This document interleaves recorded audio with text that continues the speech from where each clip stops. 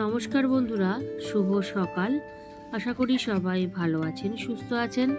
আজকে আমি চলে এসেছি একদম হেলদি একটা রেসিপি নিয়ে। আজকের recipe healthy kodo millet tikki. তো এই কোডো মিলেট টিক্কি আমি কিভাবে বাড়িতে রেডি করি সেটাই আজকে আপনাদের সাথে শেয়ার করে নিচ্ছি। তো চলুন বন্ধুরা, আর দেরি না করে রেসিপিটা এবার দেখে নেওয়া যাক। তো এই কোডো মিলেট টিক্কি বানানোর জন্য আমি এখানে নিয়ে নিয়েছি কোডো মিলেট। আমি ওভারনাইট ভিজিয়ে রেখেছিলাম জলে 1 কাপ মতন। দেখুন এরকম দেখতে হয়, আমি পরে আবার ডিটেলসে ভালোভাবে দেখিয়ে দেবো আপনাদেরকে। তো ভিজিয়ে রেখেছি ভালোভাবে। আর তার পাশাপাশি আমি নিয়েছি এখানে আমি 3টে মিডিয়াম সাইজের আলু। এই 3টে আলুকে আমি পরে সেদ্ধ করে নেব। নিয়েছি হলুদ গুঁড়ো, মটরশুঁটি, লঙ্কার গুঁড়ো, এখানে ধনে গুঁড়ো নিয়েছি, লঙ্কা কুচনো নিয়েছি, এখানে জিরে গুঁড়ো, এখানে মিন্ট, ধনে পাতা বাটা নিয়েছি, আর নিয়েছি চিলি ফ্লেক্স। এখানে আমি নিয়েছি ক্রিম কেকার বিস্কিট। এই বিস্কিটটাকে আমি গ্রাইন্ডারে গুঁড়ো করে নেব। এখানে আমি ক্রিম কেকার বিস্কিটটা ইউজ করব। আর লাগবে লবণ, আর ভাজার জন্য সামান্য তেল। তো প্রথমেই আমি কোডো মিলেটটা কীরকম দেখতে হয় সেটা আপনাদের সাথে শেয়ার করে নিচ্ছি। যে কোনো সুপার মার্কেটে কিন্তু আপনারা এই মিলেট পেয়ে যাবেন। খুবই হেলদি মিলেট কিন্তু এই কোডো মিলেট। তো দেখুন এইটাকেই আমি ওভারনাইট 1 কাপ মতন ভিজিয়ে রেখেছিলাম। এইবার একটা প্রেসার কুকার নিয়েছি। প্রেসার কুকারের মধ্যে আমি 1.5 গ্লাস মতন জল দিয়ে দিলাম। এবার জলের মধ্যে আমি 3টে মিডিয়াম সাইজের আলু দিয়ে দিলাম, আর তার পাশাপাশি ওই 1/2 কাপ মতন মটরশুঁটি দিয়ে দিলাম। এবার আমি একটা সিটি দিয়ে নেব। তো আলুটাকে আমি সেদ্ধ করে নিয়েছি। স্টিমটা বেরিয়ে গেলে তারপরে আমি চেক করে নেব। আলুটা সেদ্ধ হয়ে গেছে, বার করে নিয়েছি। এবার ভিজিয়ে রাখা কোডো মিলেটটা আমি প্রেসার কুকারে দিয়ে দিলাম জল সমেত। দিয়ে এর মধ্যে আমি দিয়ে দেব 1/4 টিস্পুন মতন একটু হলুদ গুঁড়োটা দিয়ে ভালোভাবে মিশিয়ে নিচ্ছি। মিশিয়ে নিয়ে প্রেসার কুকারটাকে লক করে দিয়ে 3টে সিটি আমি দিয়ে নেব। কোডো মিলেটটা খুব ভালোভাবে আমি সেদ্ধ করে নিয়েছি। আপনাদেরকে আমি দেখিয়ে দিচ্ছি, আপনারা দেখুন খুব ভালোভাবে কিন্তু সেদ্ধ হয়ে গেছে।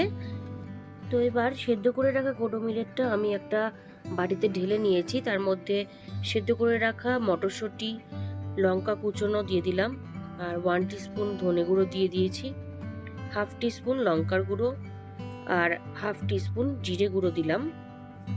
এছাড়াও এর মধ্যে দিয়ে দিচ্ছি ওই 2 টিস্পুন মতন ধনে পাতা এবং মিন্ট পেস্ট। এবার এর মধ্যে আমি দিয়ে দেব পরিমাণ অনুযায়ী লবণ, আর দিয়ে দিচ্ছি চিলি ফ্লেক্স দেওয়াতে কি হবে, খুব সুন্দর একটা টেস্ট আসবে। তো চিলি ফ্লেক্সটা দিয়ে দিলাম পরিমাণ অনুযায়ী। এইবার সেদ্ধ করে নেওয়া আলুটা খোসা ছাড়িয়ে নিয়েছিলাম, নিয়ে সেটা হাতে ম্যাশ করে নিয়েছি। সেই সেদ্ধ করে রাখা আলুটা দিয়ে দিলাম। আলুটা এখানে বাইন্ডিংয়ের কাজ করবে।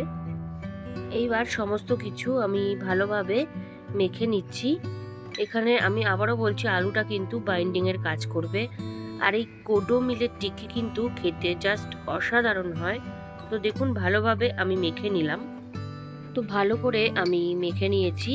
আপনারা দেখুন আমি কিন্তু ক্রিম কেকারটাকেও পাউডার করে নিয়েছি গ্রাইন্ডারে দিয়ে। এইবার আমি টিক্কির আকারে সবকটাকে গড়ে নেব। খুবই হেলদি একটা টিক্কি রেসিপি এটা। এর মধ্যে কিন্তু ভিটামিন প্রচুর পরিমাণে রয়েছে। এছাড়াও এই কোডো মিলেট কিন্তু রক্তচাপ কমাতে সহায়তা করে, হার্টের জন্য খুবই ভালো, প্রচুর প্রোটিন রয়েছে, খাওয়া খুবই ভালো শরীরের পক্ষে।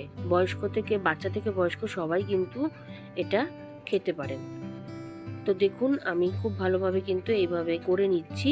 করে নিয়ে এইভাবে বিস্কুটের গুঁড়োর মধ্যে আমি একটু জাস্ট কোট করে নিলাম। আর এখানে কিন্তু আমি ক্রিম কেকার বিস্কুট ব্যবহার করেছি। আমি আবারও বলে দিচ্ছি, আমি কিন্তু এখানে অন্য কোনো বিস্কিট ব্যবহার করিনি।